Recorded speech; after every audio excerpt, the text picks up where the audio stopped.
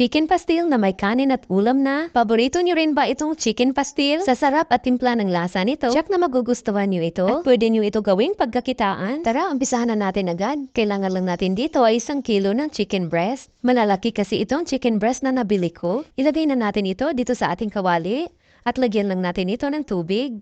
Para sa pantanggal ng lansa, lagyan lang natin ng luya at pamintang buo. At lutuin lang natin ito ng 25 to 30 minutes hanggang ito'y lumambot. After 30 minutes, ayan, lumambot na. Hanguin lang natin ito at palamigin. Once lumamig na, pwede na natin ito himay-himayin. Medyo matrabaho lang ito. Aabutin tayo ng 1 dekada. Charot! Tsaga-tsaga lang at matatapos din.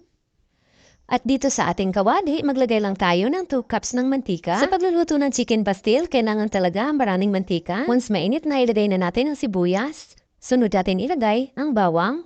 Once lumabas ng aroma ng ating bawang at sibuyas, ilagay na natin ang mga nahimay natin kanina. I-mix-mix lang po natin itong mabuti bago natin ilagay ang 1 tablespoon ng turmeric powder, 1/3 cup ng soy sauce, at 3 tablespoon ng oyster sauce. I-mix-mix lang po natin itong mabuti bago natin ilagay ang paminta at dahon ng laurel. Depende na sa inyo kung gaano karami ang gusto niyo ilagay. Ayan, at simmer lang po natin ito ng mga 5 minutes. After 5 minutes, lagyan lang natin ito ng 1 tablespoon ng vinegar.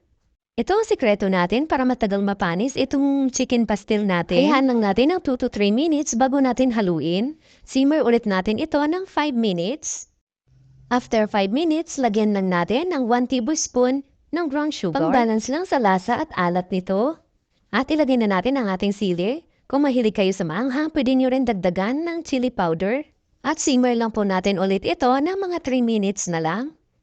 Paalala lang po sa pagluluto natin, luhit lang po tayo. Ayan, at ready to serve na ang ating chicken pastil. Mas masarap kumain ng chicken pastil pag nilalagay sa dahon ng saging.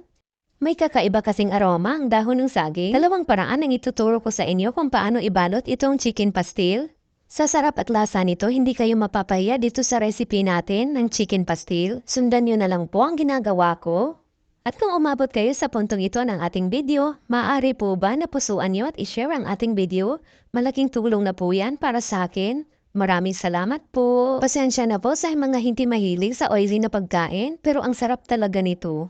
Ganito lang ang paggawa ng napakasarap na chicken pastil. Patok din ito pang negosyo kasi may ulam at kanina. Simple lang ang mga ingredients natin dito, hindi mo na kailangan gumastos ng malaki. At kung gagawin mo ito pang negosyo, malaki din ang tutubuin mo. May stock ka ng ulam sa bahay. Maraming salamat hanggang sa susunod po.